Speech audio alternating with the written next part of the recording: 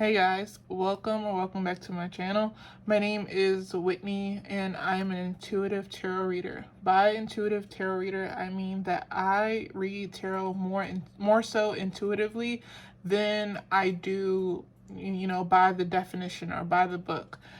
Today I'm reading a little bit differently. I've never done it this way on the channel before. But the messages that I'm going to be giving in this reading today are messages from your spirit guides. As you can see, I haven't pulled any cards yet because I wanted to kind of like show my authenticity. So I have here messages like I didn't pull any cards for. I just sat down, kind of like meditated and pulled like just channeled some messages, wrote some things down. And the way that I do so, some of you may notice that for the way that I channel messages is that sometimes I'll receive words. The timestamps for your pile will be down below. Allow your spirit guides to guide you to the piece of notebook paper that has a message for you. And just as a disclaimer, I don't know how many people are going to watch this video, so not everything that comes through, not every single message is going to be for you. So use your own discernment, stay tuned in with your own spirit guides to be able to discern if that message was for you or not. But I'm going to go ahead and get started. This is pile number 1, this is pile number 2, and this is pile number 3, and I will see you in your message that you've chosen. Hello, pile number 1. I have here your message. Before I open it up, I do want to say that usually when I do like channeled messages, which I don't often do, not intentionally, but anyway, with this message, I did go into this reading like intentionally wanting to channel messages. But sometimes when I do channel messages, it can be draining. Sometimes when I do readings, they can be draining, which is why I don't do personal readings anymore, because readings can be kind of draining, and I don't, I want to be able to do readings when I feel like I have the energy to. But when I'm doing personal readings or paid readings, I kind of feel like I kind of like have an obligation to do these readings because I'm being paid to do them. So that's why I don't do personal readings anymore, and I just do readings when I feel like it or when I have the energy to do so. One thing I noticed when I was tapping into your spirit guide is that your spirit guide was super energizing and made me feel super good and almost like floaty and light. But let's go ahead and see what your spirit guide said. Please do not make fun of me for my handwriting, or I don't know, like when I'm channeling messages, I tend to I'm writing things so fast that sometimes I do write a little bit sloppy and I do spell things wrong, but that doesn't matter because I know what the messages mean.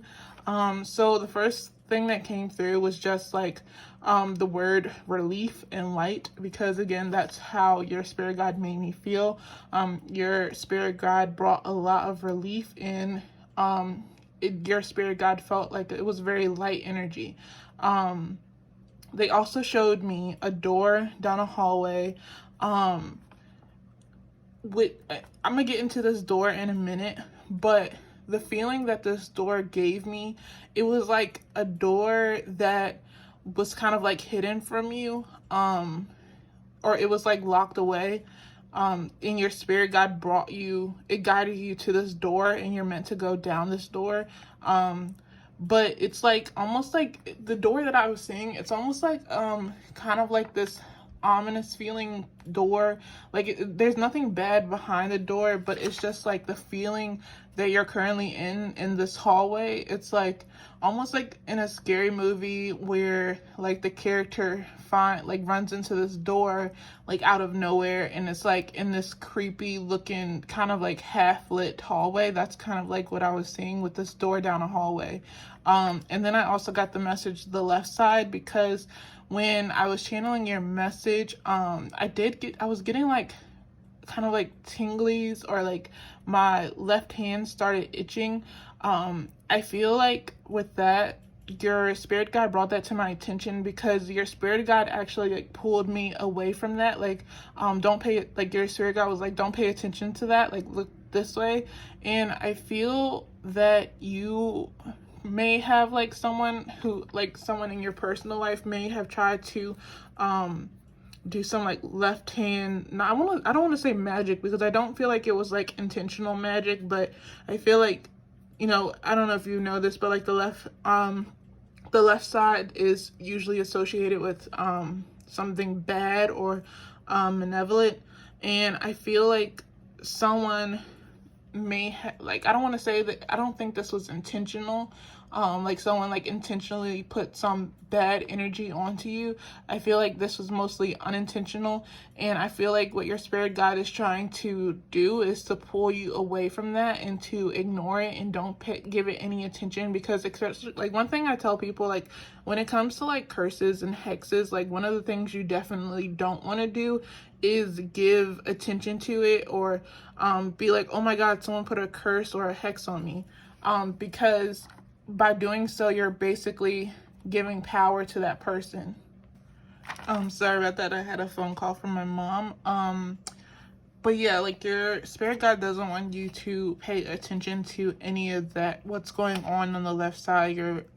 Your spirit guide doesn't want you to pay attention to pretty much anything negative. And I know, like, I feel like it's important not to avoid these things, but I feel like your spirit guide is trying to bring your attention away from that. I feel like also the energy that I got from your spirit guide is that, because I wrote down childhood toy, bear, stuffed, like a stuffed toy or a stuffed animal or something like that, that you may have felt close to. I feel like I don't know why, but I feel like the energy from that spirit guide is in that toy. I feel like this is a toy, like, this may not resonate for everyone, but I do feel that your spirit guide is related to you, or has some type of relationship to you. Like, this is a person that was once living, and I feel that this childhood toy, it was something that they gave to you almost, and like, it was like, I also wrote down security center, rock grounding, safety, child trauma, child heart protection. Yeah, I feel like this toy was a very, like, it was a source of like groundingness. I feel like like I was saying, like, your spirit guide is someone who was related to you, and I feel like this person was a very it was like this person was like your rock, or like your center, your security. And I feel like something happened to this person, and then you, like, I feel like this happened like kind of like early on in your childhood, and like when this person went away, that person leaving, it kind of like took away that sense of security that you had. And I feel that this relative, they gave you this childhood toy, kind of like they gave it to you before they transitioned. And I feel like when they physically passed away, I feel like you thought that security was gone, but I feel like their energy went into that toy.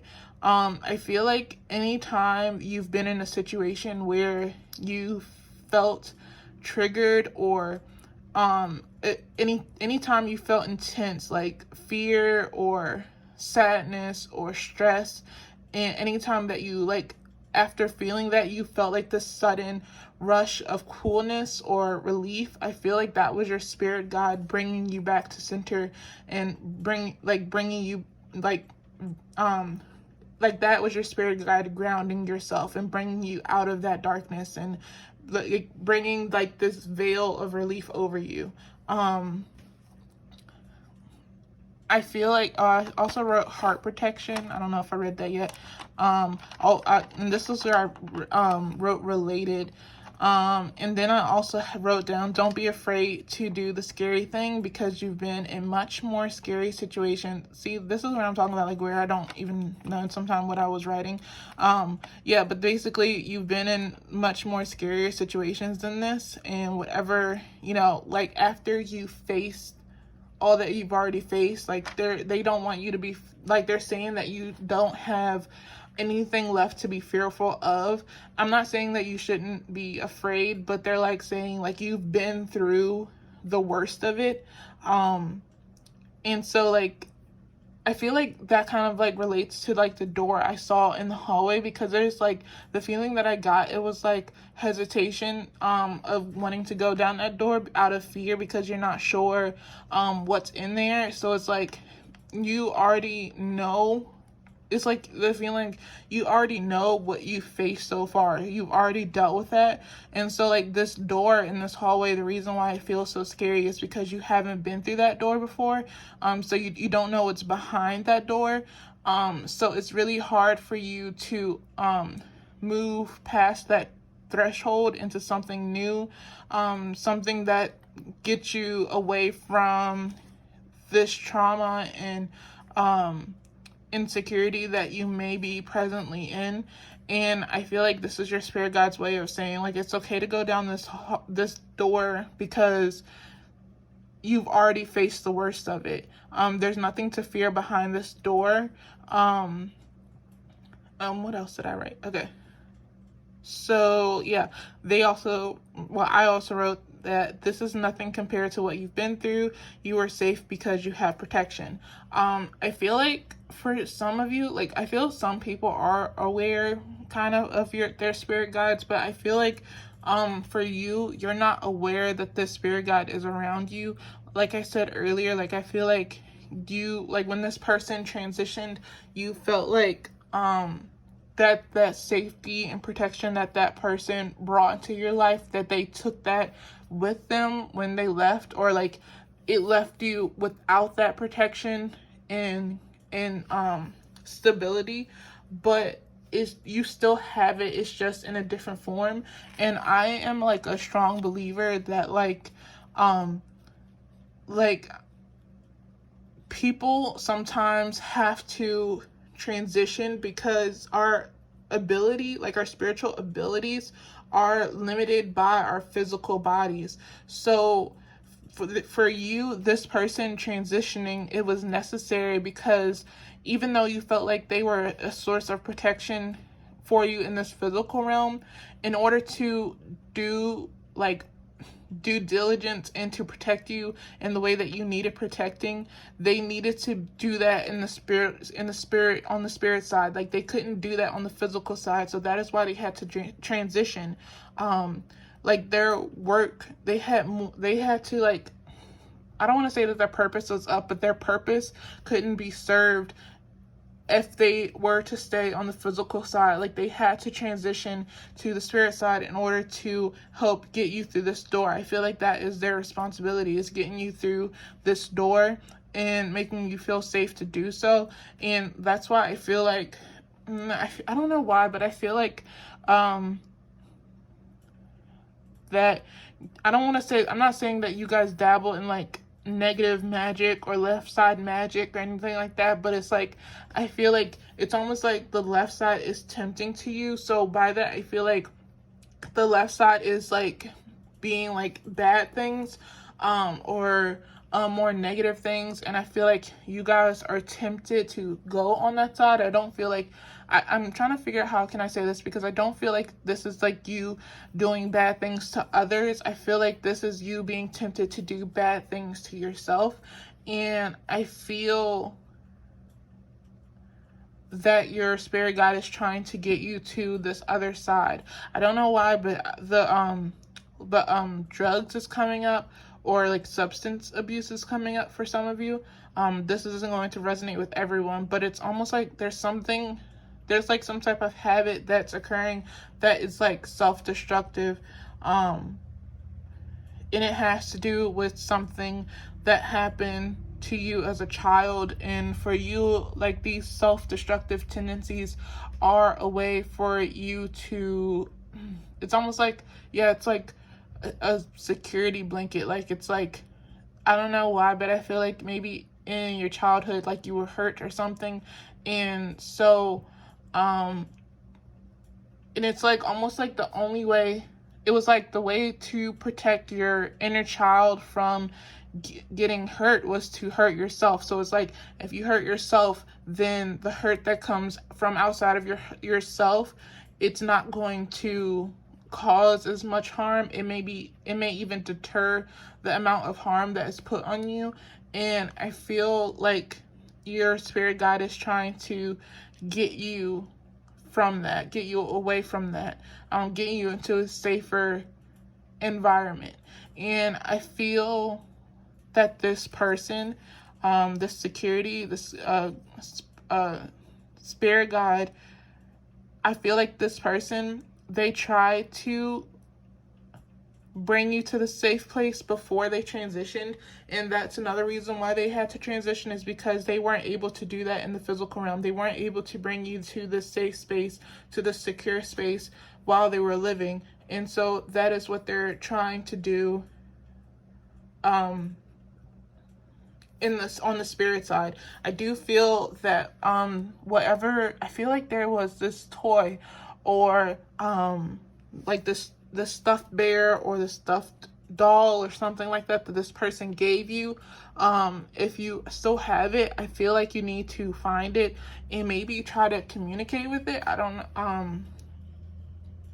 you know, only if you feel like it's safe to do so. But even if you don't, I feel like it's important for you to start communicating with this specific spirit guide.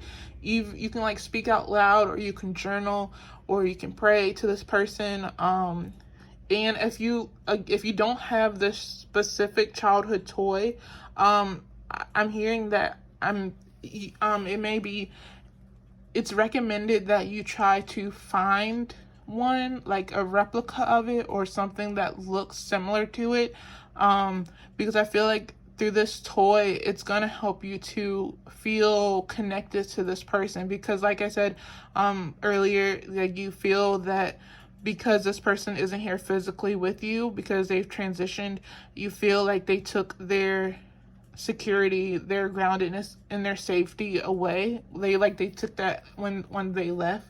But I feel like through buying that toy, like you have that, it's almost like you have that, like it's like you may have a hard time connecting to them on the spiritual realm, so you kind of have to have like that anchor, like some type of something physical. You have to have something like physical in order to connect with them, until you're able to do so more on like a spiritual level. But I'm gonna go ahead and put away your note, and I'm gonna pull out some oracle cards and see what comes through. So pile number one, spirit guide, do you have any additional messages for them? Do you have any additional messages for them? Okay, so then you have Ascendant Masters, powerful, loving, wise, spiritual teachers are watching over you and guiding you. Hold on, I got some smoke from this incense in my eye, and it's like making it burn. Hold on.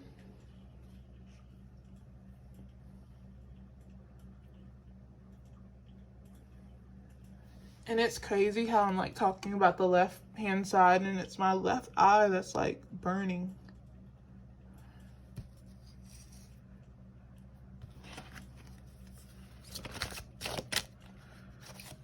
Okay, pile number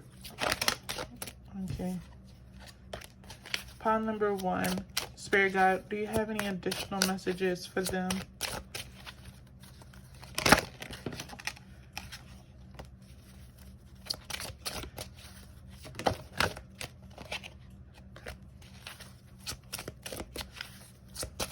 Pile number one, spirit guide, do you have any more messages for them?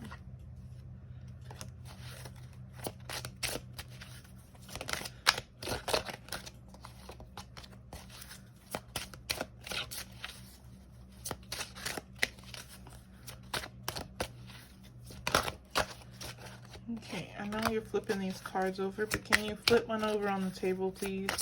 If that's the card that you want.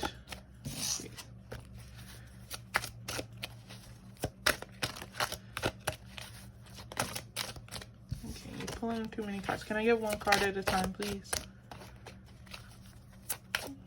One card at a time. Flip over face up for me. Oh. Keep pulling these cards. Okay. Can I get one more card, please, for pile number one? Oh, gosh. Okay.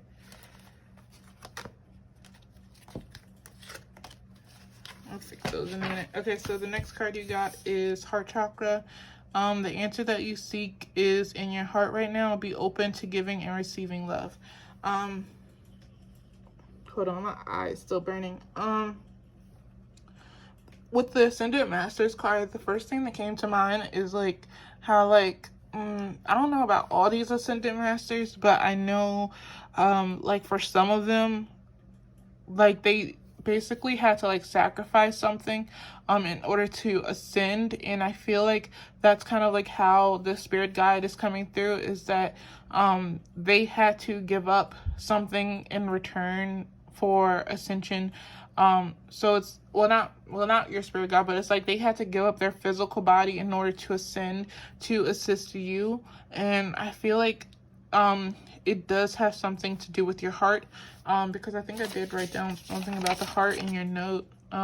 So I just wrote safety, trauma, heart, child, heart, protection. I feel like one of the reasons why you're probably unable to connect with the spirit guide in the spirit realm is because you do have these blockages in your heart, from whatever happened to you in the past, and it created this like blockage in your heart, and that's why you're unable to connect with the spirit guide in the spirit realm, because this person, they are in your heart, they're living, it sounds kind of weird, but they are living in your heart, or that is where you'll be able to feel them the most, is through your heart. So in order to connect with them, it's important that you try to clear the blockages in your heart. I'm also feeling like I said earlier, like if you're ever in a situation where you might get like a wave of relief, especially if you're in like a stressful or super tense situation and you get like the sudden flood of relief. I also feel like that is also true. Like if you were ever in a situation, like you could be like doing nothing and then you just get this sudden wave of love.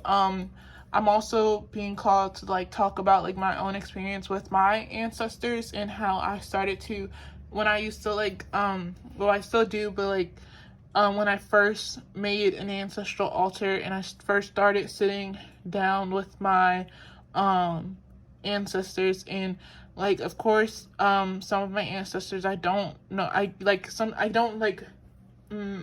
my ancestors I don't like sit with them and like talk to them how like I would talk to a regular person, because we don't speak the same language. Sometimes I can only speak with my ancestors through energy, and so like one of the ways that they'll make their presence known to me, like I've been asked before, like to people who may say like spirituality is evil, they'd be like, well, how do you know if you're not talking to, you know, a malevolent spirit or something like that? And it's because I feel like a flood of love, like just like through my entire body. It's like I'm radiating love.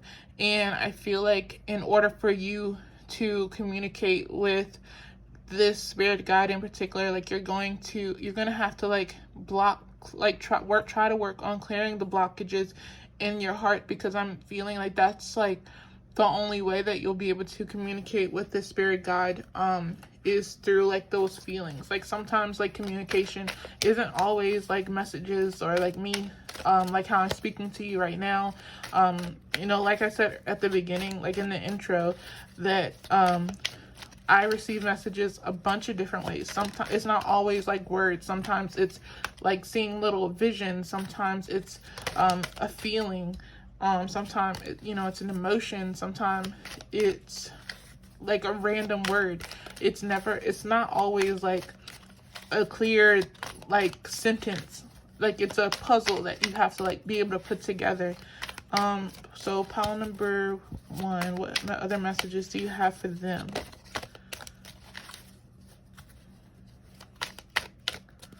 What other messages do you have for pile number 1?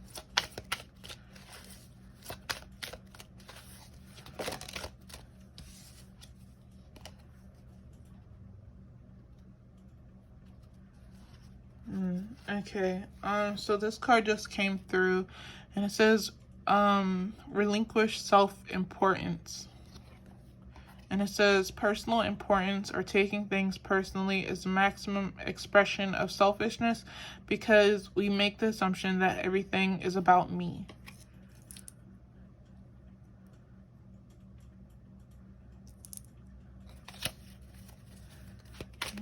Okay, I am getting a message. I want to pull one more card, but I am getting something from this card.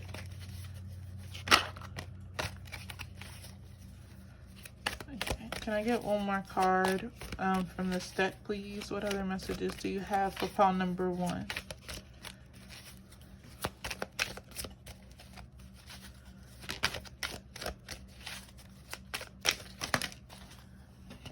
There's too many cards. Can I get one more card for pile number 1? Is this one card? Yeah, this is one. It says cultivate faith, and it says to have great faith is to have great faith is to have great power because your intent, your will is undivided when your word isn't dissipated by doubt. The power of your word becomes even stronger. Yeah, but going back to this card, relinquish self-importance, I feel that when this person transitioned, it kind of like, it's almost like you had like a, I don't want to say it was a, like the word that's coming through is that you had like a selfish attachment to this person. So like when they transitioned, you kind of like took their transition personally. So it's like, oh, okay, so I see what this is. So I feel like, especially with this cultivate faith card, I feel like when this person was like, it was like, this is like you put your faith in this person, like you, like this person was your, I'm trying to think, like it was like this person was your plug to source.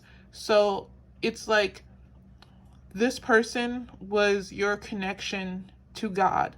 Like this person was almost like your God in the physical, because everything, like I feel like a lot of the things around you were bad or malevolent or just awful, and like this person was like your only good thing. And so for you to lose them, it was like you losing God. It was like you losing all faith in anything good. And I feel like that isn't what your spirit guide wanted. I feel like your spirit guide wants you to have faith in something else other than them. I feel that your spirit guide, it's like for you to lose them, it was like, okay, so like, okay, it's almost like this feeling like, okay, if this person, like I lost this person and that was like the most awful thing for me because this person was the only good thing, and you use that as evidence of there being no God or like no higher power, or there like nothing good in this world. And I feel like, oh, okay, so that's why, like that may be another reason why I got the message of the, you know, left hand side. It's like this person, for you it was like this person was taken from me.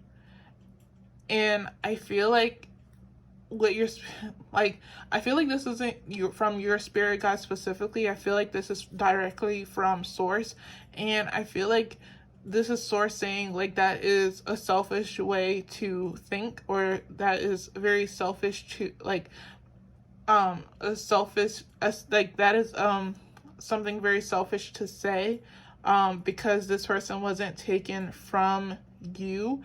This person was taken physically because they had a higher purpose to fulfill that they couldn't do in the physical realm. They had to transition so they could serve their purpose.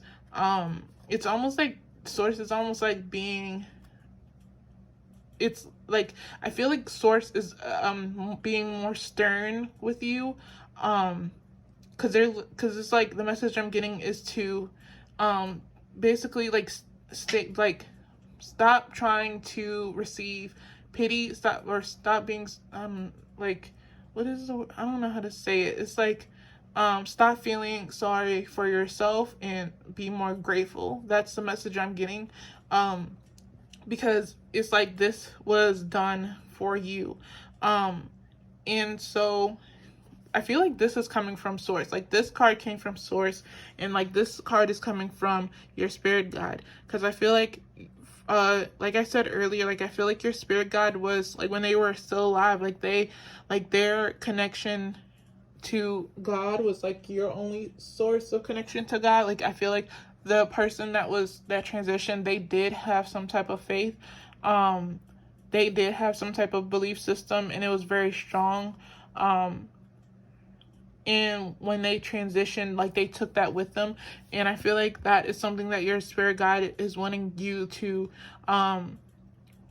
develop for yourself, which is a sense of faith.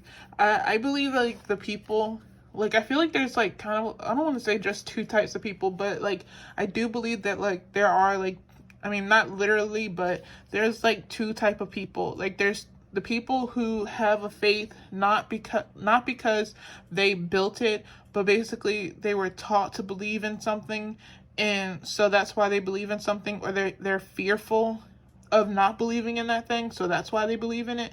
And then there's people who have had to learn faith the hard way, basically through having everything stripped from them, having everything go against them, and then like being stripped, like having everything stripped to the point where they have nothing else left but their belief system, and they've have to basically fall on their belief system to help them. And they've seen the the proof. Like, I cannot, like, I don't have physical proof that I have spirit guides and the divine on my side. I just have like the evidence that I've experienced in my personal life, and the changes and transformations that I've witnessed in my personal life to basically confirm my beliefs and cultivate my faith for me. Like, a lot of, like, I've been asked before, like, how do you stay so calm, and how do you not worry about so many things? And it's because of the faith that I've cultivated. Like earlier I said in your message, like, you've been through everything already. So it's like there's nothing left that can like surprise you or knock you down farther than what you've already been knocked down before. And I feel like all of this, every single thing has been constructed intentionally for you to awaken. Like, your life, it has meaning. And I feel like that is also what's connected to the door I was talking about earlier. And I feel like for some of you, when you walk down this door, what you will be open, or what will be revealed to you, is a new spiritual awakening. It will be like it's like when you walk through this door, it's like you're going to see and experience the world in a completely different way than you have before. But yeah, let me go ahead and get into some of these tarot cards, and then I'm going to wrap up your message. Okay, so pile number 1, Spirit Guide, do you have any final messages for them? Do you have any final messages for pile?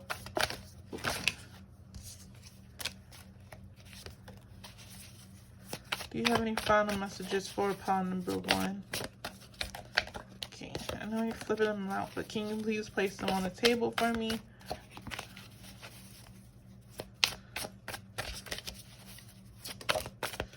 Okay. So the first card that came through was the 8 of Cups.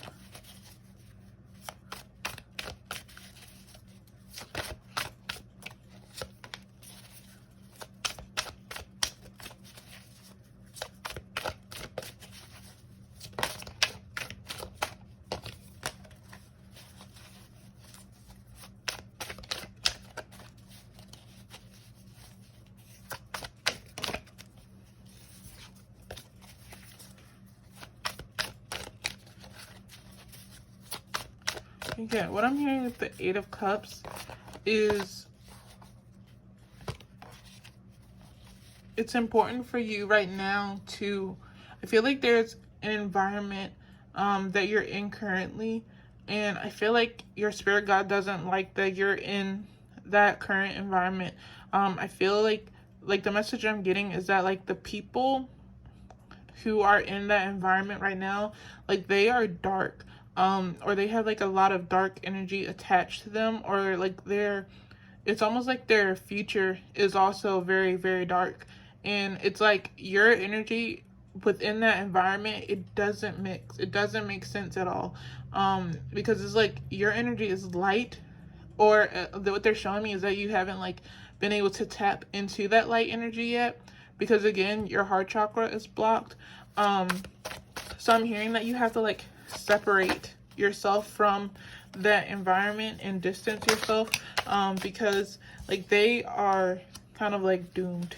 And it's funny that like this world card came out, because it's like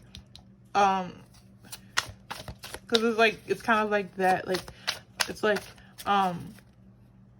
they're basically fucked. Like that's what I'm hearing. But again, like with this world card, it's kind of like confirming to me, like kind of like what I said earlier about like how like this person was like your only source of groundedness and security. Because I feel like this world card coming out, I feel like the spirit guide that's coming through, like for you, it felt like they were your whole world. And when you left them, when they left you, it felt like your whole world came crashing down, or like it was like this person was your only source of relief from the world around you burning. And so like with you losing them, it was like your whole world then became engulfed by the flames. So let me look and see what's here at the bottom.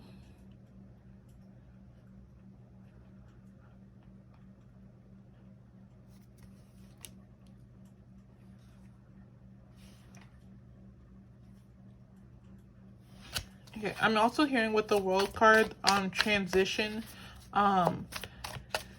I feel like the message I'm hearing from the world card is I feel like you guys may feel like, I don't know why, but I feel like you feel like you've gone too far, or like you're beyond redemption, or you're beyond help, or it's almost like I'm not a religious person, but like the feeling I'm getting is that like you, like I feel like with some people who are religious, like sometimes they feel like they, like especially if they're a religious person, I can like say that I relate to this a little bit, because like back when I was religious, like before I became, before I awakened spiritually, I really dove deeply into religion, more specifically Christianity.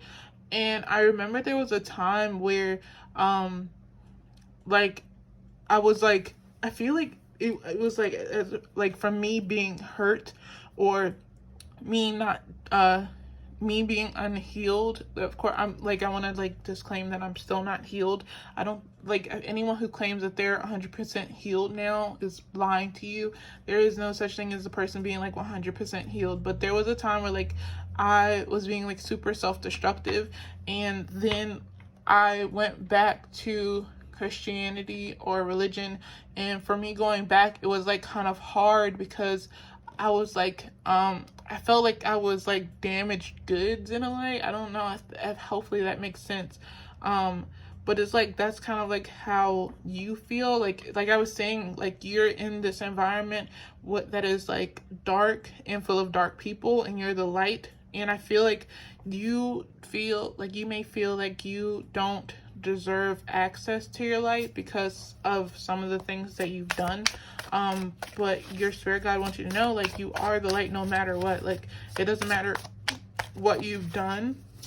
Like, it's not gonna like affect anything. Okay, can I get one more card, please? For pile number 1.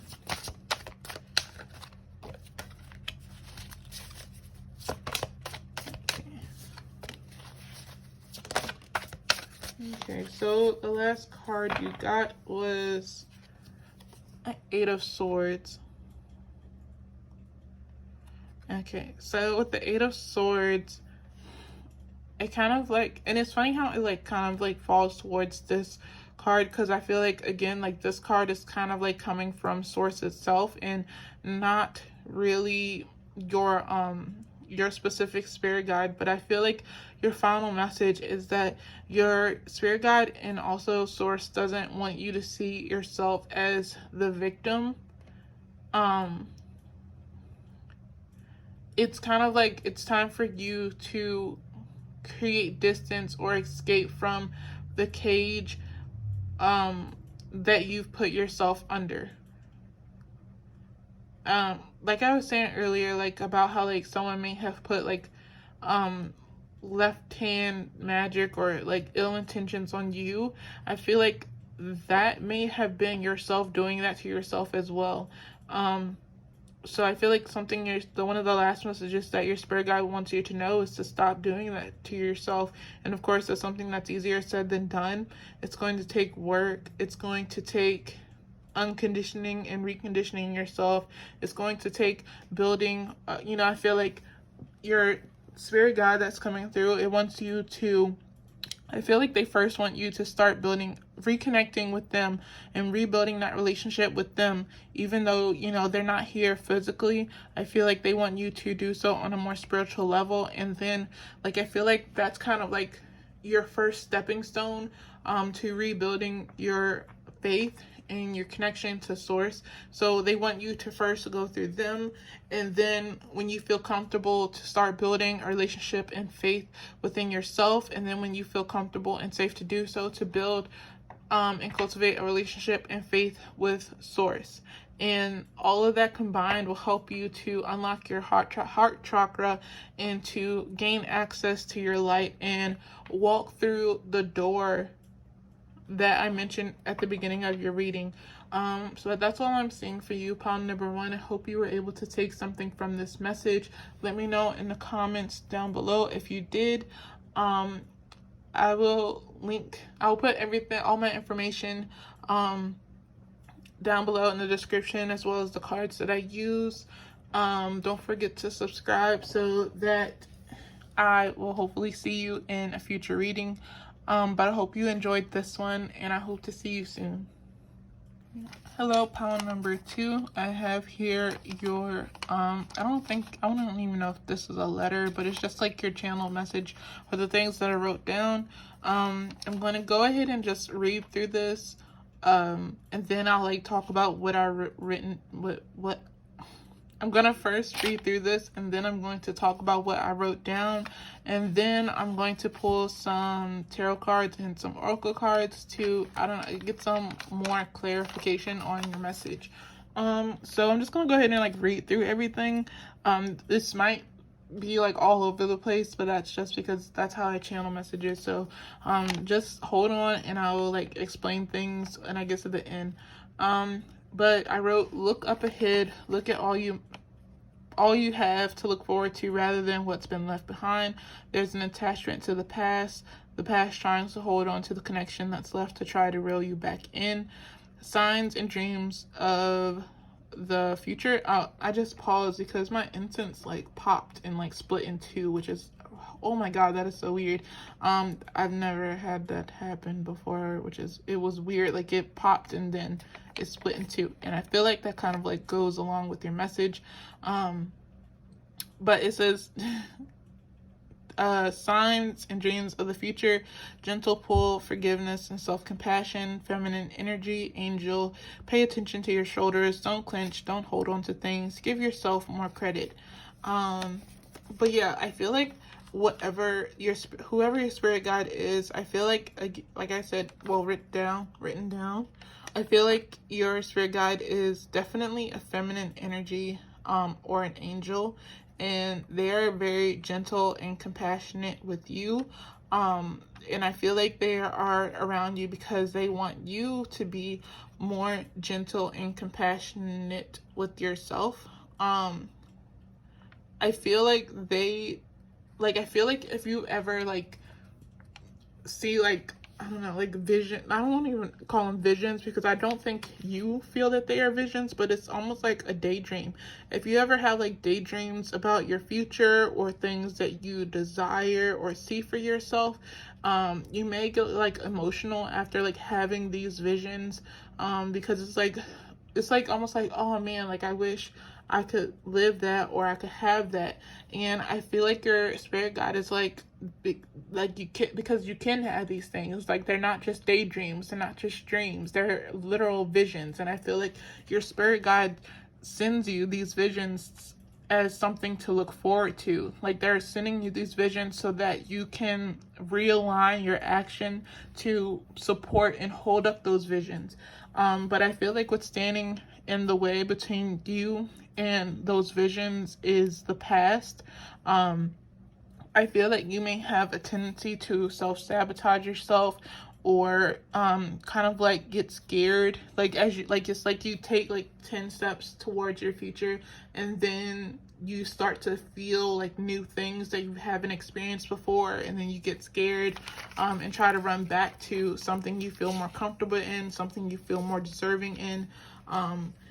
I do feel like that's when I'm going to get into like this instance, because that was so strange, but I do feel like there is a connection that is on its way to burning out. I do feel for some of you that this is a connection to a person that needs to basically sizzle out at this point. I feel like right now you and this person is are disconnected,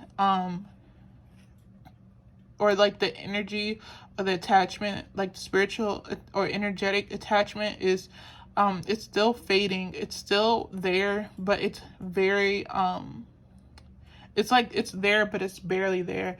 But I do feel like this person that you're attached to, it's like they can sense that you're creating distance, or it's like they can sense that you're creating distance in severing this tie, and they don't like that. And I feel they try to use what's left of the connection to reel you back in. So like when they're successful in reeling you back in, that kind of like strengthens the connection a little bit more. And then like once they have you, they let you go, and then you're on your own. You're able to like work on oh my gosh. Okay, so like now I'm looking at this instance. I keep bringing my attention to it. But it's like one of the incense has gone out, like the little light on it has gone out, but there's still one that's still lit. Still, it's still burning, and I feel like that is you. I feel like this person doesn't have connection, like the same type of connection to its light, and so like they were needing you for something. I don't want to get too wrapped up into this connection because I don't feel like that connection is as important as like some other message that your spirit guide may want to get across to you. But it's like it's like that person didn't have any type of connection to source or to God or whatever it doesn't matter what your beliefs are, to source, to nature, whatever you want to call it, to the universe. They don't have access to magic. They don't have access to light, and so that's what they needed. That's what they need you to like. And I feel like your spirit guide is trying to like it's almost like they're guiding you to the future, and you keep kind of like looking back to what's behind you, and they're trying to like no, don't look back there, like come on, let's continue to look forward, let's continue to look ahead. Like because if you're looking back, it's almost like you slow yourself down, or you may get sucked in. Like you may see, like you may start looking towards your past, and you're like, oh, you might get like sidetracked, or like distracted by something that you get a glimpse of by looking at your past. And I feel like that is why you sometimes get these daydreams about your future, because it's like your spirit guide is like, I have to show them pieces of what they get to look forward to if they continue to look ahead. And I feel like some of you may use your past against you.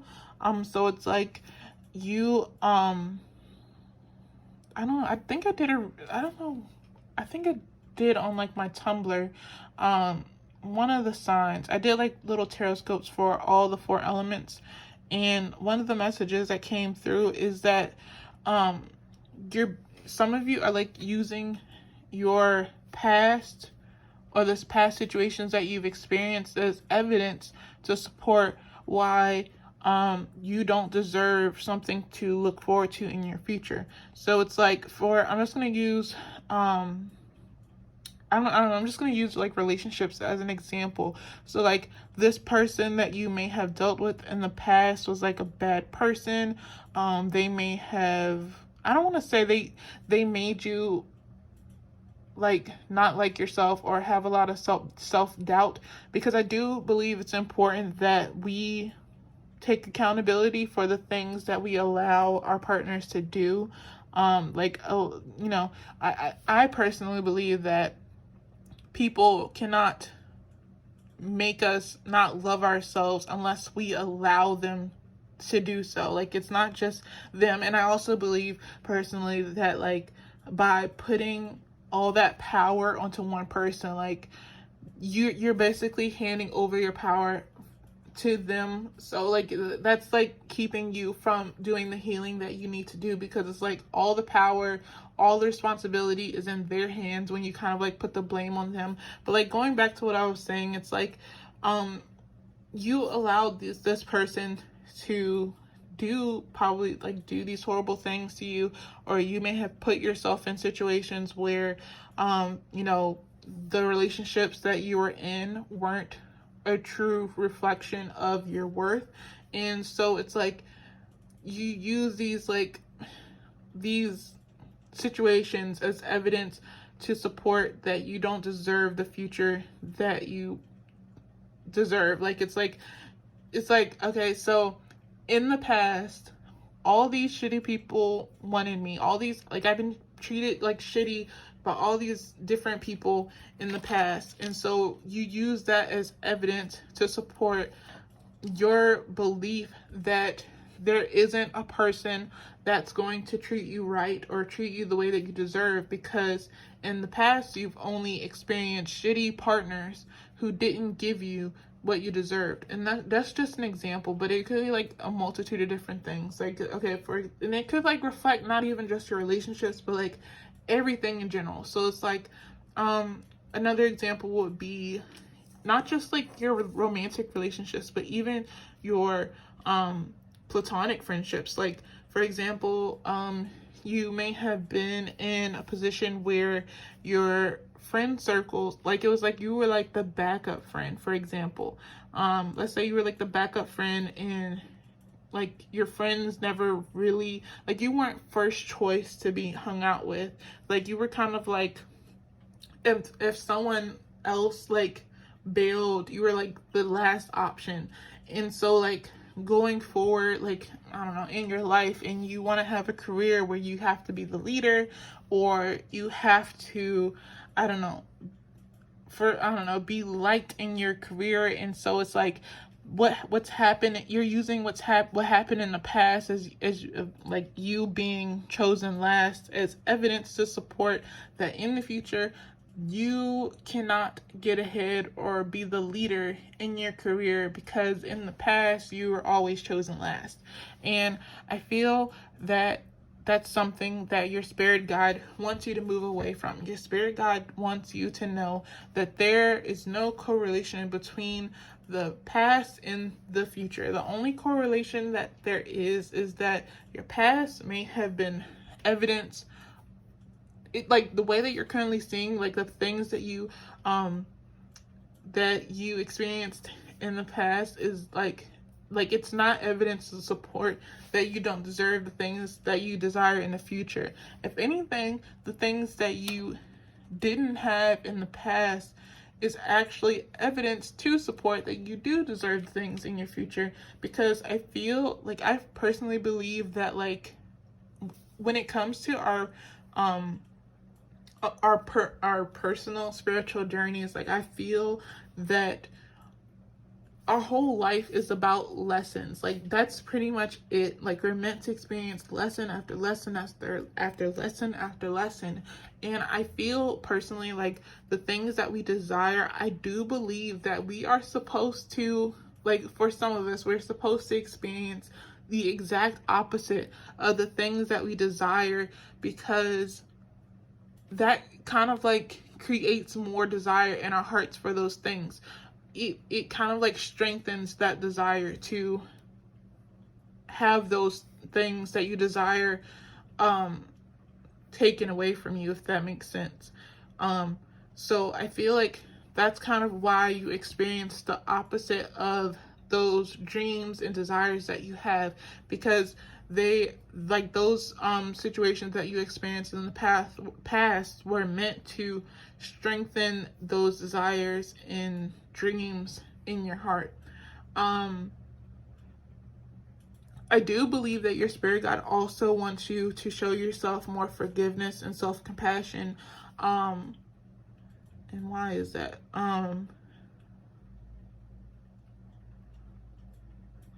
And I feel it's because I feel like a lot of the times, I think I've talked about this before, but I feel like I saw, like, a while ago, like, I saw this quote that says that, like, you matured when you look back at your past and you cringe. And I disagree with that. I don't feel that we're supposed to look back at our past and cringe. I feel that I at least I try to challenge myself that, like, when I have, like, those kind of like those memories that seem to, like, pop up and you kind of want to cringe at them, I try to, like, challenge myself to show myself grace, show myself forgiveness, show myself compassion, because I feel like when those memories come up, I feel like they don't, like, those memories come up for a reason. They don't want to be ignored. They want to be acknowledged.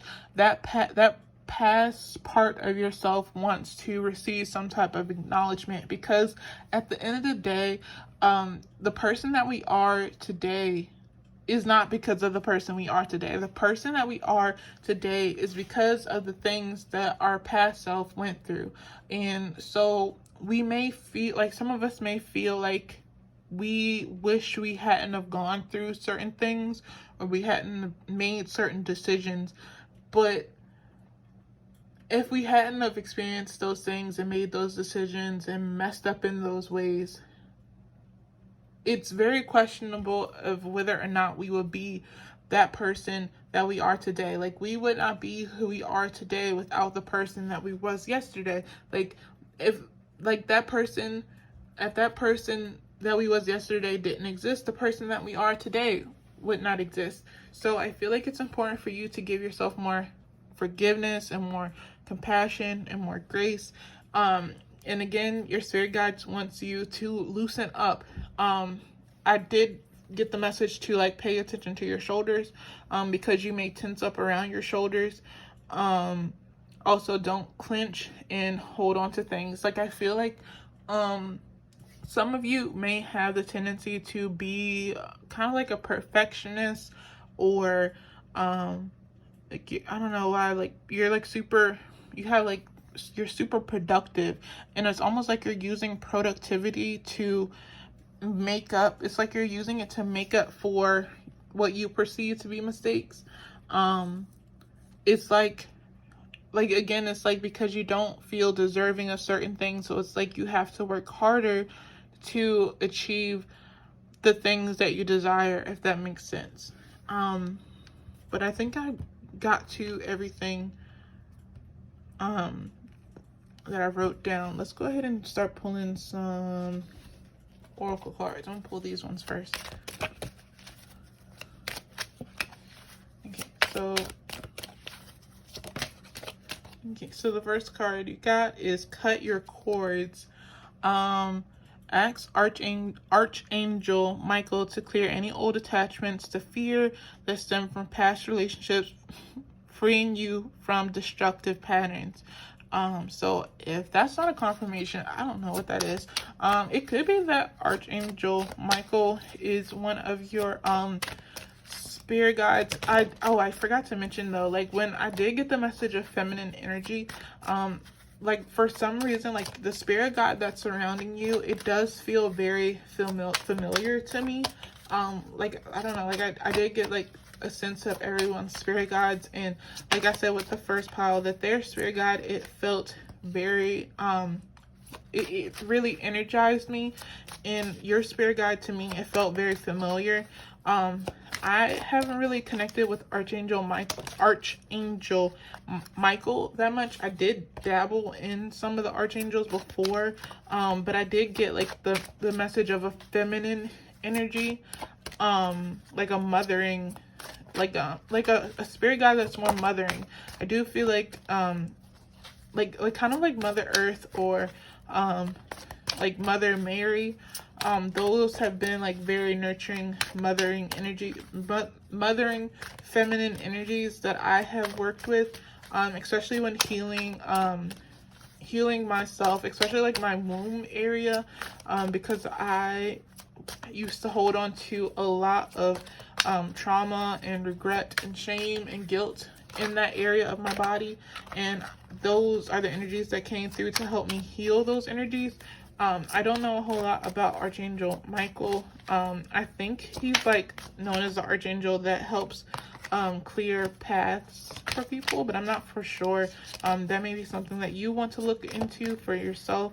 But yeah, it's really interesting that this cut cords card came in here. Let me get to that in a minute.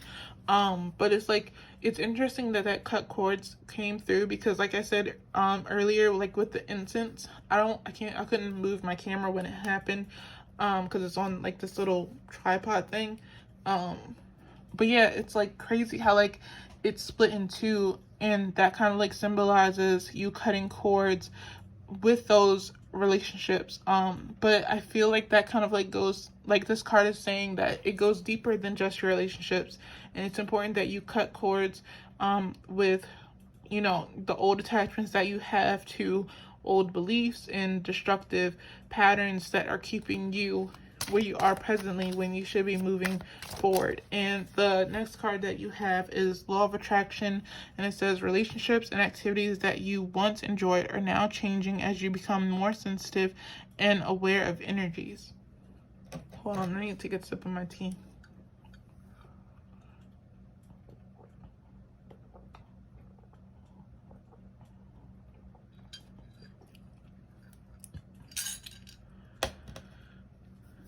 Okay, so with the Law of Attraction card, I feel like I'm kind of like distancing myself away from a lot of the things that are said a lot in the spiritual community. And one of those things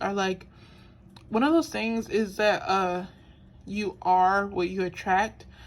And I don't like that saying, because when you say these things, you have people out here believing that, well, they must be shit if they're like attracting like shitty people, shitty situations. I feel like it's not just you are what you attract. I feel like we attract what we feel we are deserving of. So it's like we cannot attract something better for ourselves if we're being super harsh and super critical. If we're holding on to a lot of shame, guilt, and regret within ourselves, that I feel like that is more so a reflection of what we are attracting. You know, I don't think it has something to do with us personally as people. Like, I feel like it has more so to do with the conditioning, you know, our beliefs, our fears, our feelings about ourselves and the world around us. That is what I feel like we are attracting. And I feel like, you know, it's hard. I'm gonna be honest, like it's hard to deconstruct these beliefs and feelings.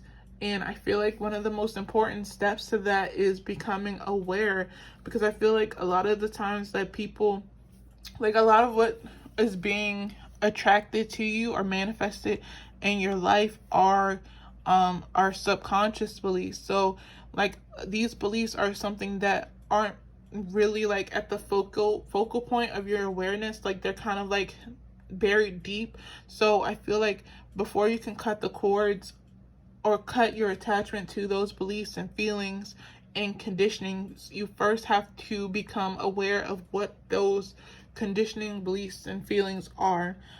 So I feel like that's like one of the first steps that you have to take is unwrapping or uncovering those beliefs.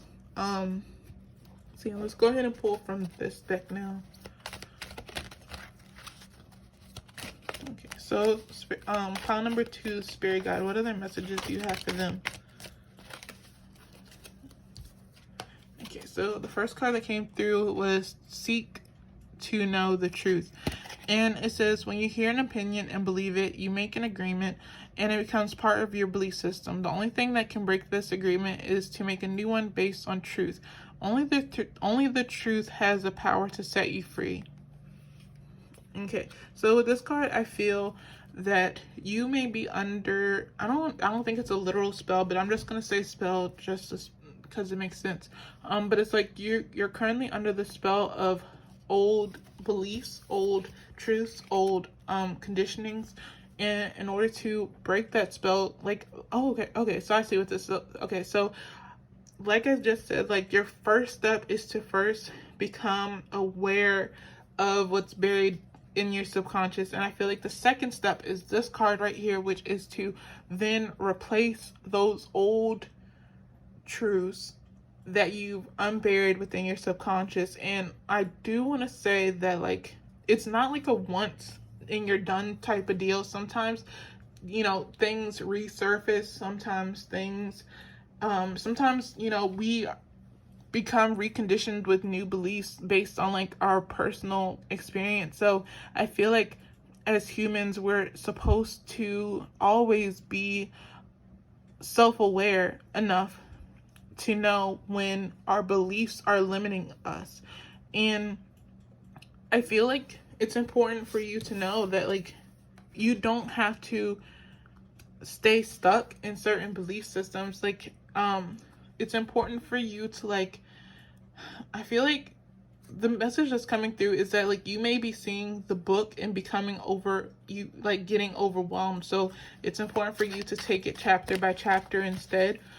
Focus on this chapter, or focus on one thing that you currently feel limited in, and like one thing at a time. Like, take it one thing at a time. Like, you don't have to break free from all of your conditionings at once. I'm gonna sit with this card some more.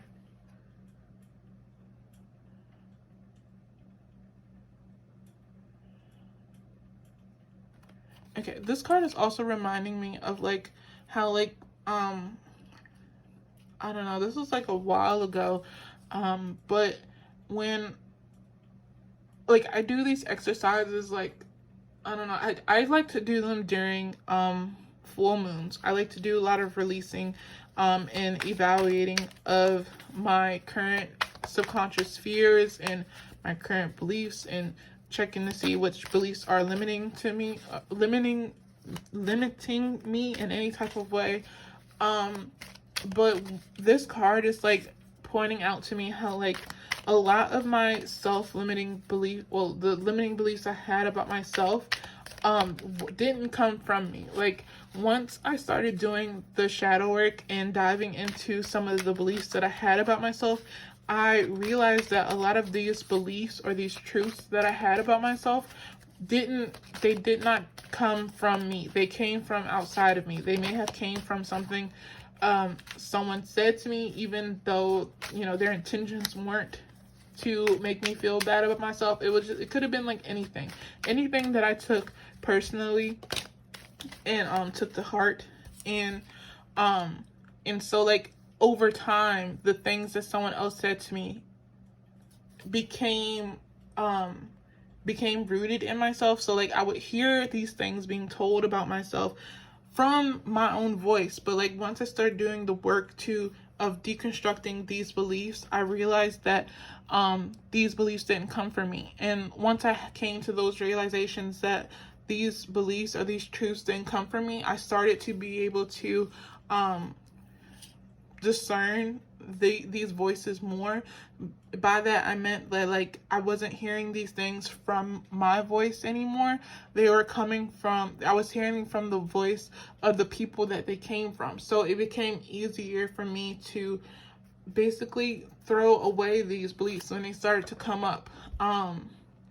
And the cards that I'm pulling from are from the 4 agreements. And one of the 4 agreements is to not take things personally. And like some of these things, I would recommend that you read the book. But like, yeah, some of these things are like easier said than done. I feel like it's kind of like that, how like we cannot get like a true reflection of ourselves. Like we can look at our phones and see ourselves. We can look in the mirror and see ourselves, but we cannot like actually see ourselves without the use of a mirror or a phone. So we're always dependent on, you know, we're kind of like dependent on like other people to know how we look, I guess, if that makes sense. Like the only people who can see us are, you know, people outside of ourselves. And so it's like, and the same is true like with our identity or like our ego. Like it's very hard for us to see our identity or our ego. And so like a lot of the times like we need outside circumstances basically to show our ego or our identity or our place in the world for us. And I feel like that can be a dangerous thing, because if we're too dependent on the things outside of ourselves to see ourselves, then we can get displaced somewhere where we don't belong, or we're not meant to be, where spirit doesn't want us to be. So this is a card that came out for you also, and it says create a beautiful dream. And I feel like before I read the back that it does kind of like relate to what I said with your channel message about how like you may get like signs or visions of your future, and you may think of them as just like daydreams or something that you wish could happen, or you'd be like, oh man, I wish this reality was true for me. And I feel like, again, this is your spirit guide's way of being like, this is a possibility for you. I'm showing you this vision so that you can align with it. And the back of the card says your world can create the most beautiful dream, or your word can create the most beautiful dream, or your word can destroy everything around you. Impeccability of the word only creates beauty, love, and heaven on earth. Okay, so I want to get into your tarot cards now. So pile number 2, spirit guides, what other messages do you have for them at this time? Can I get some final messages for pile number 2?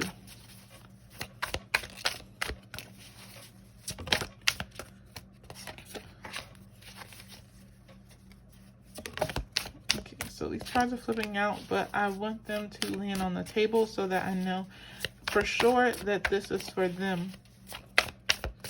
Can I get some cards for pile number 1? Okay, so you have the Empress. Okay, so the message that came through is that you guys are the Empress. It doesn't matter if, you know, what you identify as.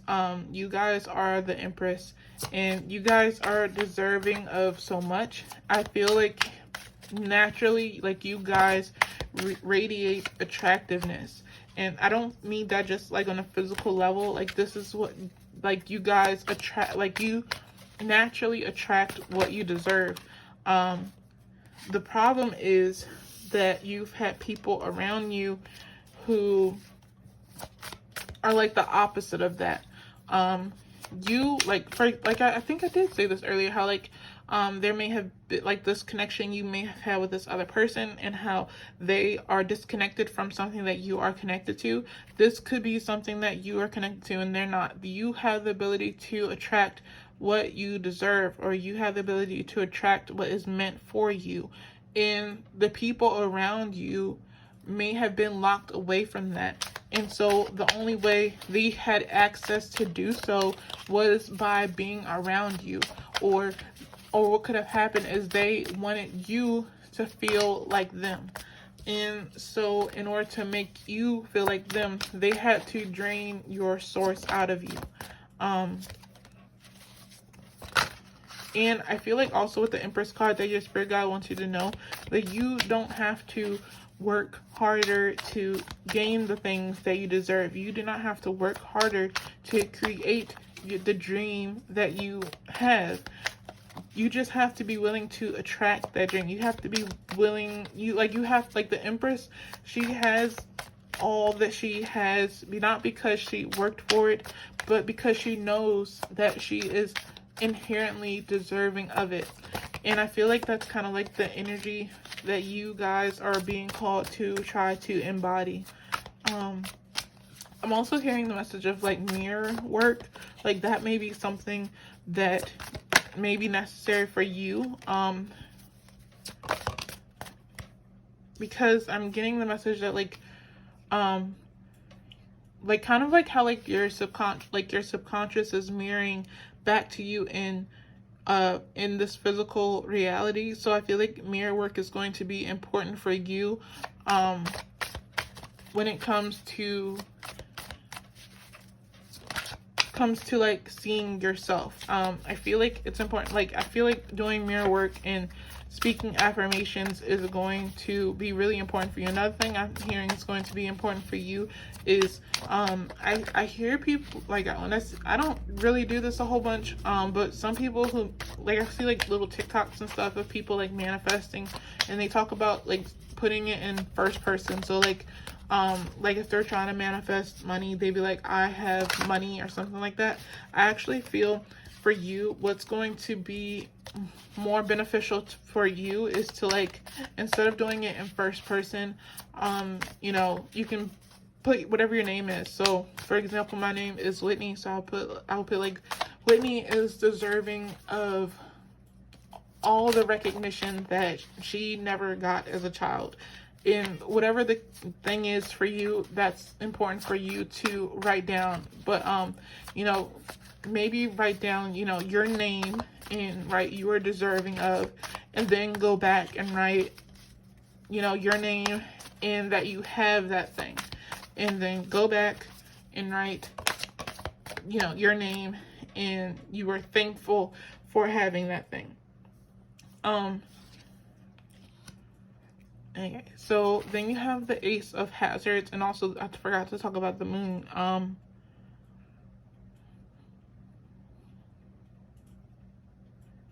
Okay, with the moon, I'm hearing I got the message that your spirit guides are trying to guide you to your dreams. Like I feel like at a certain point you may have been kept away or locked away from your dreams, and I feel like this wasn't like an outside source keeping you locked away. Like you kind of like, it's almost like you took the key and you hid it somewhere. And it's almost like people who like hide money so they don't spend it, and then they forget where they hid it. And so it's kind of like the same for you. Like you took the key to your dreams and you put it somewhere because you're like, I don't deserve to have this dream yet, even though you having the key to unlock that dream should have been like evidence enough that you deserved that dream. And so like you put the key somewhere to keep it safe until you felt like deserving of having that dream, and then you forgot that you had the key in the first place. Like you forgot that you had the key, you just put it somewhere. And so like I feel like part of doing this work is finding that key again and unlocking what you deserve.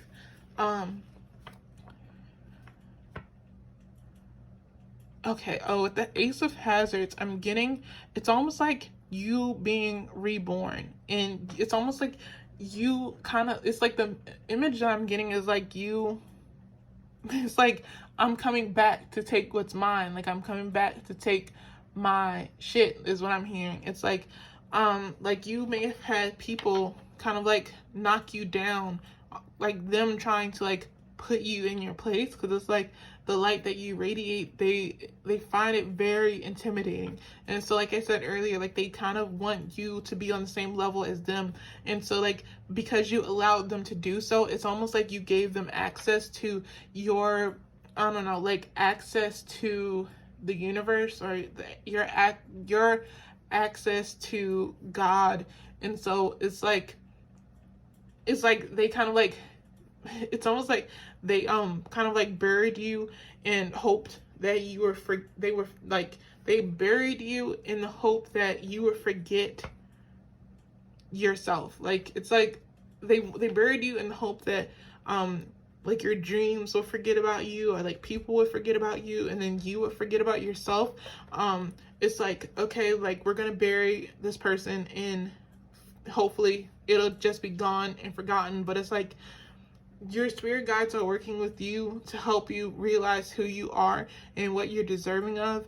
And I guess like the scariest thing that could ever happen to like some of these people that are in your life or were in your life is you realizing what you are worthy of and coming back for it. Because a lot of that is also going to include you taking back your energy from these people who are using it for their own benefit, and it's not benefiting you. So I feel like another thing that I recommend that you do is to call back your energy and kind of like see what happens, see who comes back up, see who reaches out to you. And then, you know, you block these people, you cut cords with these people for good. You do not associate with these people at all.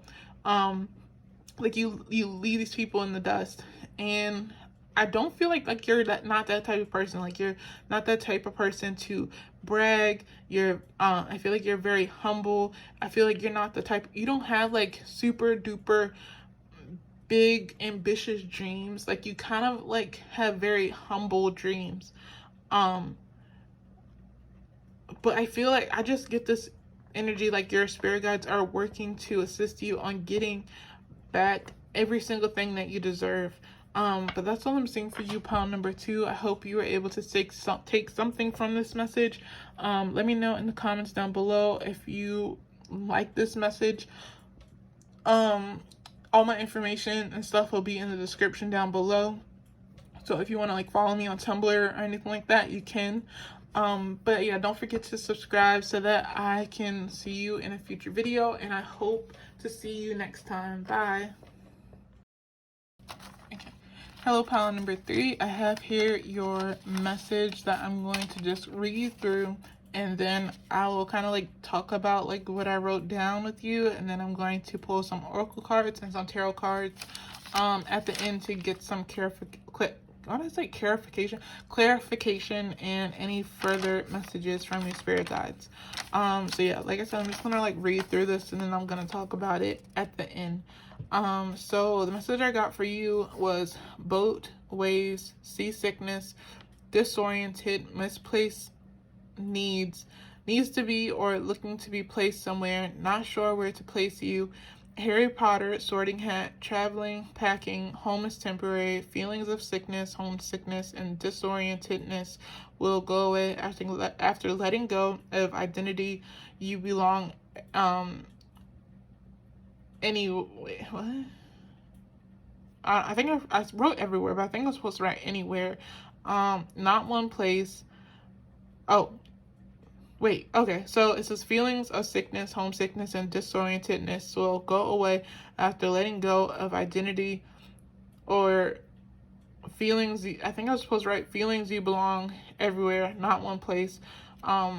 Multiple lifetimes, guardian angel, advocate, missionary.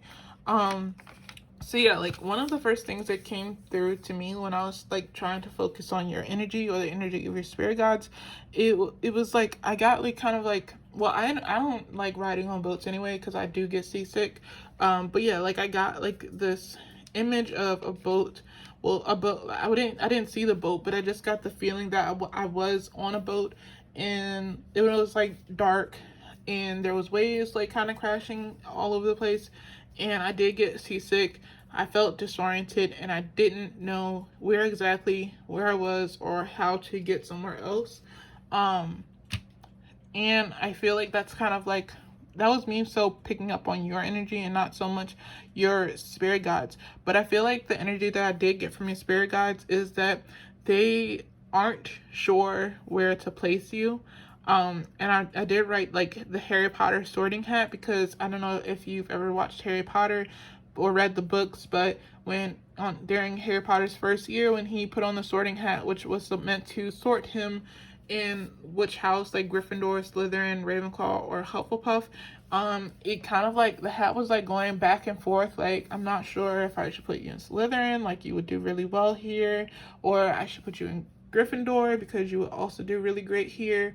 And basically Harry Potter, he kind of like said, like in his, like he kind of whispered like Gryffindor, Gryffindor, Gryffindor, because that's where he wanted to be put, because Slytherin kind of had like this bad reputation of a house. And so the hat ended up putting him in Gryffindor, even though he kind of like could have been put in either or house, and did like well in either house.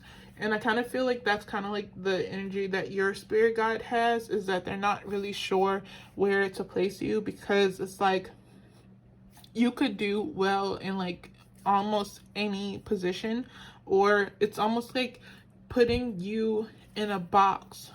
It's kind of like a disservice, because you don't need a box. You don't need to be sorted and put away, because you just don't need to. But I do get, again, from you guys, it's like you kind of like want to have a place, because not having a place kind of like makes you feel uneasy and uncertain. It's kind of like you may have this belief that every other person has a place except for you, and I feel like that belief is false. And even if it's not false, I feel like you do a disservice to yourself by comparing your situation to like everyone else's. And I feel, again, like I wrote down that this feeling of feeling misplaced and seasick and homesick, it will go away once you start stopping to look for a place to belong. Like your identity doesn't need to be placed on a certain place. And I feel for you, I don't know why, but I get the feeling that you may travel a lot for work. Hold on, I gotta itch my eye.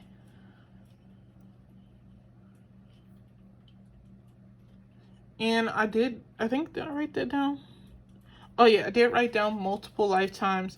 So I feel, again, like one of the reasons why you may feel disoriented is because of those multiple lifetimes. Like over lifetimes, you've probably done many different things. You may be like a bit of like a Renaissance person. So it's like you don't feel necessarily super connected to like a niche or like one specific thing or like one specific place, because your soul has experienced so many different things, so many different interests and stuff like that. So your soul basically doesn't feel tied to like one specific thing. And I feel like it's important that you don't feel bad that your soul doesn't have one specific thing, because one thing that your soul may be looking for is something new. You don't feel connected to anything in particular because your soul is still desiring to expand and learn new things and try different things and move around to different places. I also got the message that I don't know why, but like I got the word missionary or advocate, meaning that, oh, another thing that was shown to me is that like I feel like for some of you that I don't know, like I don't like the term missionary, because missionaries tend to have, like, they don't have the best reputation, because I feel like for some people, like missionary is like almost like the modern term for a colonizer for some people.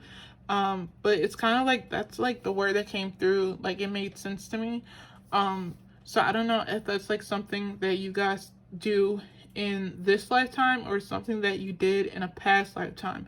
But one thing that was shown to me is that like it's kind of like it's not linear. Like, it wasn't being shown to me like in a linear fashion. Like, so I wasn't completely sure if this is something that you're doing in this lifetime or something that you did in a past lifetime. But I feel like you were kind of like considered like almost like a guardian angel for some people. I feel like the message that I was getting is that like you guys, like the reason why you're displaced or you don't have a particular home is because your purpose is to like move around to like different places. I was getting like kind of like third world country type places, where I don't know, like I got the message that like you may go to like places where people have less rights and you kind of like help them to gain their rights. I don't know why, but like I got the message of like for specifically like I don't know, like it's kind of like weird to say because like in America like rights are like iffy, but it can like compared to like some countries, like I'm pretty sure there are some countries out there where women do have like less rights than women in America. And I don't know why, but I could like either see your past self or your current self or even like your future, maybe like the future in this lifetime. I can see you like traveling to like different places to help or like advocate for people who aren't able to do so for themselves. So that's why they kind of like, when I wrote down guardian angel, I wasn't talking specifically about your spirit guide. I feel like this is how some people see you. And in order to be a guardian angel, it's like you can't stay stuck in one place. You have to be able to travel and move around to, wherever your energy is needed. But yeah, let me go ahead and pull some cards for you and see if I can get some additional messages. So pile number 3, spirit guide. I didn't get anything specifically from you. I mostly got something from pile number 3's energy itself. So can I get a message from you specifically? So what do you want pile number 3 to know? Like, it's kind of weird because it's like with pile number 1, pile number 1 and pile number 2, I did get like a sense, like a feeling specifically from their spirit guides. I don't think I got that for you, not like a whole bunch, except for like they're kind of like unsure of where to place you. But the first card that came through for you was visualize success. See yourself doing well in the situation and have faith in a positive income. And okay, and then you have singing and dancing. Express yourself and awaken your psychic sense through the magical power of music and movement. With singing and dancing, I feel like that's something that your spirit guide is recommending that you do. Trust me, you do not have to be good at singing or dancing. But I've heard from like, I do it sometimes. I try to like sing and like dance without actually like caring about sounding good or looking good, but I have learned that it is very grounding. I don't know how it works. I just know that it does, and I feel like that's something important for you to try to do as well. Try dancing and singing wherever you are, because I feel like that'll help you to feel more grounded and connected to yourself.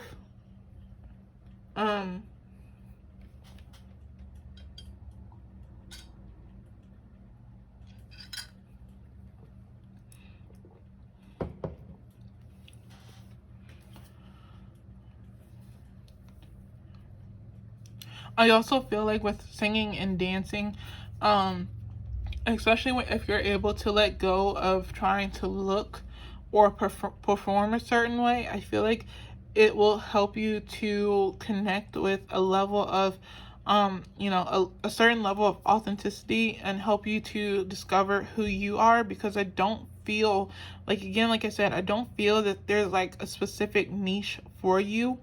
But I feel like for you, like singing and dancing, it will help to uncover these different niches, these different aspects of who you are. Hold on, my glasses just broke.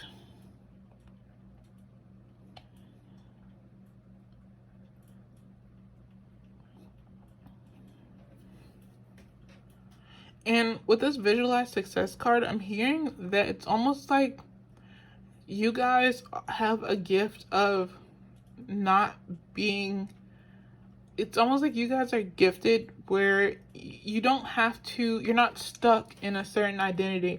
And I feel like it's important for you to see that as a gift rather than a curse, which I feel like you have a tendency to see it as, because you know, it can be like hard for people to, like, I don't think that it's necessarily a good thing to be stuck on a certain thing or be stuck in your ways. I feel like it's actually like it can be a good thing to have many different paths that you can take, because it's like there's no such thing like you wouldn't be able to take a wrong path even if you tried, because any path would be okay for you.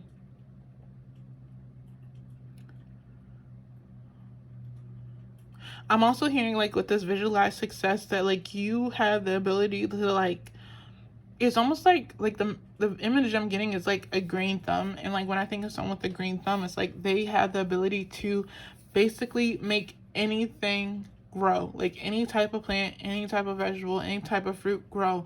And I feel like for you, when it comes to like a lot of different areas of your life, it's like you're kind of feeling disoriented because you're not sure of what direction to take or where to root yourself. And I feel like that's okay. Like you don't need like I feel like your spirit guides want you to know that like it doesn't matter where you choose to go. Like wherever you do choose to go, it will be a fruitful path for you. There will be growth and, you know, success in any path that you choose. It's okay if you decide, like I feel like for you, like one of the things that is most challenging for you is that you may take time to be in a certain area of your life and you develop it and you grow it, and then for some reason like your environment is shifted and you have to like go somewhere else, and it's like, okay, now I have to like start all over again. But I feel like for you, like that is what your soul came here to do. Like you're not meant to stay in one place at a time. And I feel like it doesn't matter, like I'm hearing like it doesn't matter, like you're gonna have growth no matter where you're currently rooted at.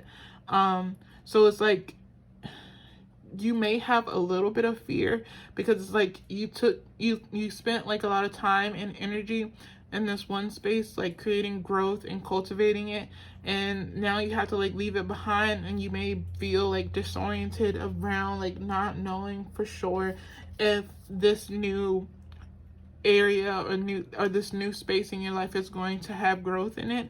But again, like you guys have this green thumb like when it comes to life in general, and it's like it doesn't matter where you end up going, you're going to see growth wherever you happen to go. Like your growth isn't dependent on one thing or like one space. It's like wherever you want to be, like that's where you're going to grow.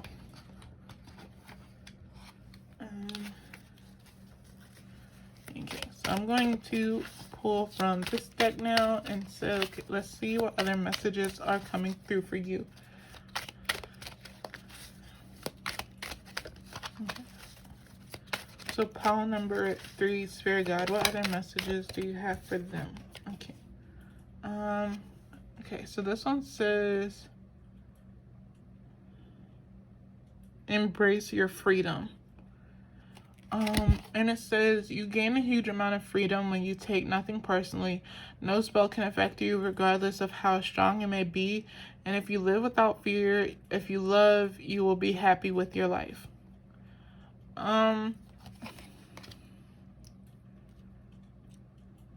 So I feel like, again, like kind of like what I said earlier, like how like You may see it as like a curse that you don't feel super connected to one particular thing.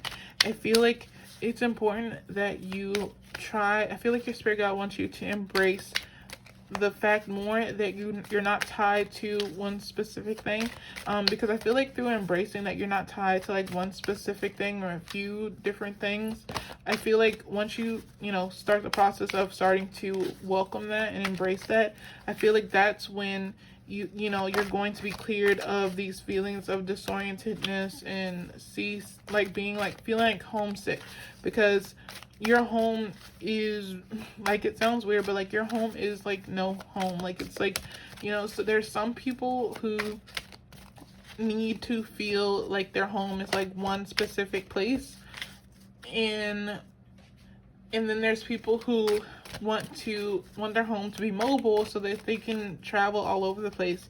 And I feel like you guys are like the second type of people, but you're too busy looking at the people who have one single like non-moving home, and it's kind of like they may have things in their home or about their home that is appealing, but it's not like fitting for your soul.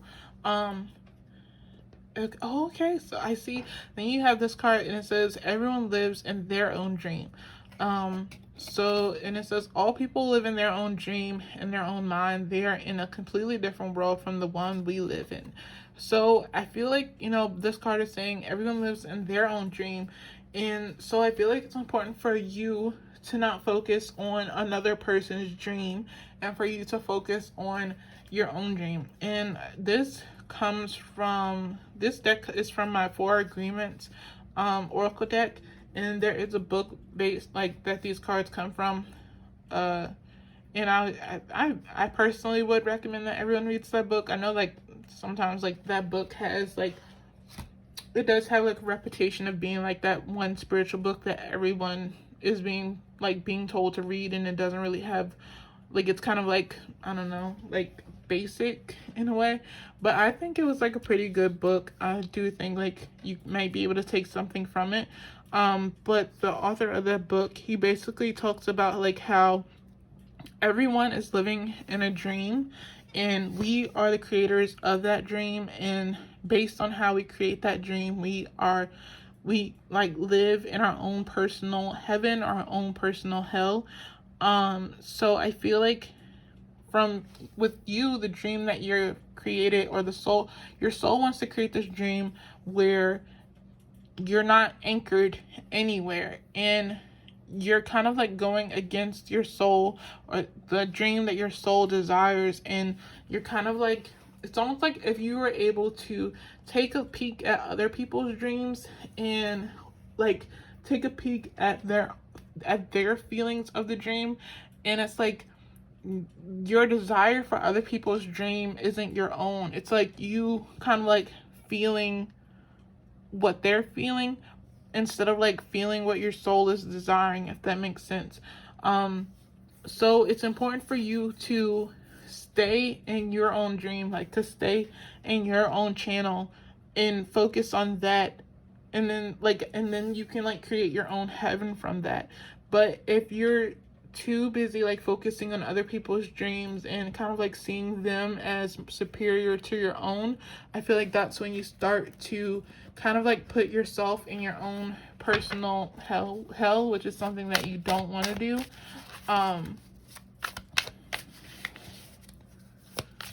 Let's see, what other messages do you have for pile number 3? Okay, so then you have like 10 of Hazards, and the message that I'm getting from that like right away is like what I saw is that like for some of you,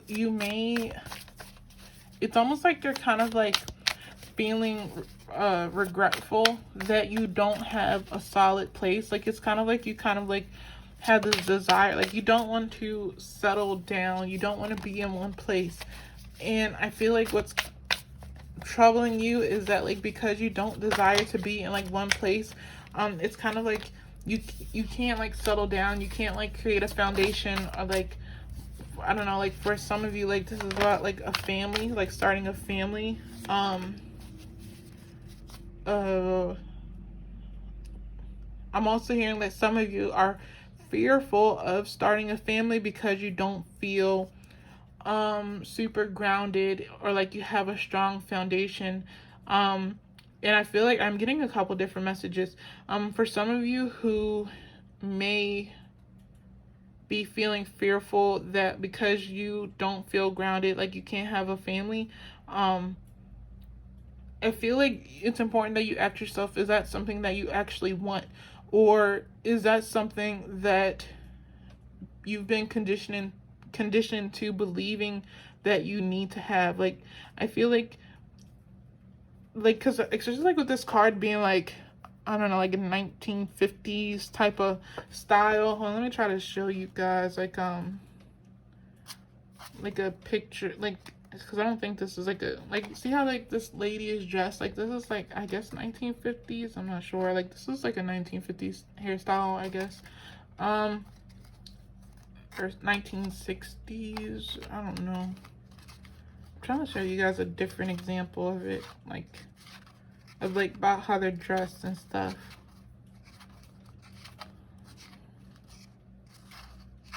Like, look, see, like, I don't know, I hope you see like what I'm talking about, but like it's like some people still do have like these outdated, like, I don't know, values, I guess. Like, not everyone wants or needs to settle down, get married, and have a family. And I feel like for some people, like, I noticed, like, I've talked about this before, but like, I've noticed, like, I have since deleted my Facebook and a lot of my other social medias, but I noticed that, like, before I deleted it, like, a lot of the things that people were, like, getting lots of likes and lots of support on is, you know, people either getting pregnant or getting married or getting a new job or starting a new job or getting a promotion or going to school. It's like the same things, like the same, like, it's like our basis of what a successful life looks like is the same. And I feel like a lot of the time, like, people, like, for example, someone in your position, like, you may have gotten a new hobby and like you may not get any like recognition for it because it's like, oh, she's just doing something different. Or you decide to like move again and people are like, oh, she's just moving again, when is she gonna, like, I'm not calling you a she, like you could be a guy too, but it's like, when are they going to you know, settle down and and live in like one place and get married or something like that? But it's like, your definition of success doesn't have to be under these constructs that most people have their sense of beliefs. Like, your sense of success has to be based on what's valuable and important to you.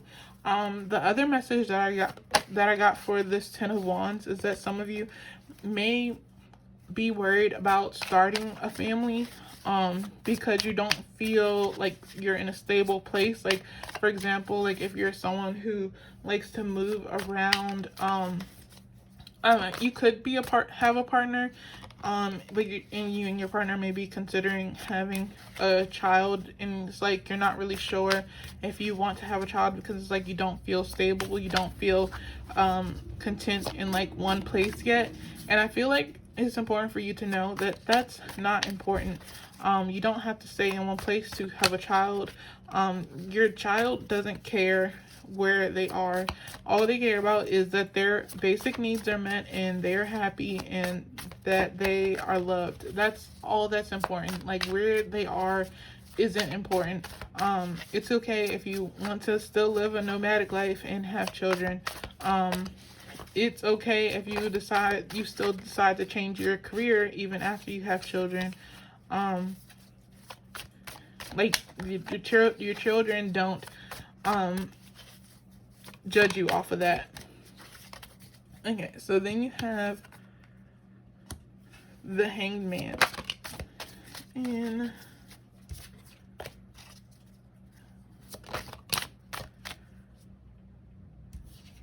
then you have Strength.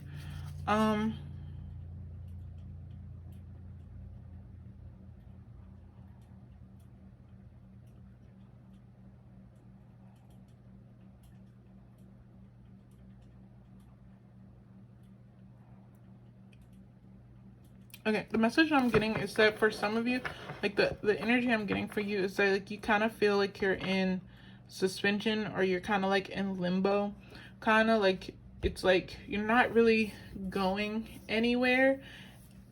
And I feel like what your spirit guide wants you to do is that your spirit guide wants you to kind of like separate from the belief that you have to be going somewhere. Because it's like, why do you believe that you have to be going somewhere? Why can't where you are right now be good enough for you? I feel like once you surrender to where you currently are, that is when things will start shifting and moving for you. Um, I feel like right now you're supposed to be in a period of learning who you are. And I'm kind of like being pointed back to like your channeled message where I was talking about like the Harry Potter and the sorting hat. Um it's kind of like you like kind of how like Harry Potter, he was like able to sway the opinion of the sorting hat by telling the sorting hat what he wanted. um I feel like right now at this current point in time, like you guys aren't able to tell your spirit guides what you want, because it's like you haven't surrendered to what you currently have, or you haven't currently surrendered to your current situation. You and I feel like you have to do that first, and then you will discover who you are and what area of your life you want to embrace the most right now. And I feel like it's important for you to embrace instability. Like, why do you think you have to be in a stable place? Also with the Ten of Hazards, I'm hearing like you may feel pressure to kind of like, I don't like, you may have a family that kind of like, I don't know why, but it's, I don't know if you've ever seen the movie Step Brothers, I think it was called. But I'm kind of like seeing like that one scene in the movie where like, I can't remember the characters' names, but it's like the two stepbrothers, and like they're kind of like seen as like immature, and one of them had another brother who was seen as like kind of successful, and he was like kind of like talking about all his success and stuff like that. And that's kind of like the image that I'm seeing, is that you may have a family that's like that, where like everyone sits around and they all kind of like, I don't know, they don't, you know, it's not considered bragging, but they are bragging about like all that they've accomplished, what they have. And you're kind of like sitting at the table like, I started a new hobby, or I moved again. And it's like your family doesn't see, like they kind of like again have like these old traditional views of what success means. But I feel like it's important for people, like I personally don't see success as, I try not to attach success to things like that are outside of me. For me, like me living a successful life is doing what feels good to me and what makes me happy and what brings me enjoyment. That is like my personal definition of success. And I feel like it's important for you to have your own definition of what success means. And I feel like the only way you'll be able to do so is by letting go of the expectation that you are meant to be elsewhere, or be somewhere else, or be doing something that someone else is doing. And start listening to your own wants and desires. But I think that's all I'm saying for you, Paul number 3. I hope this message was able to resonate with you. I hope you were able to take something from it. All my information will be down below in the description. And also I would appreciate it if you subscribed. So yeah, I hope to see you in a future video, and until next time, I will see you guys later.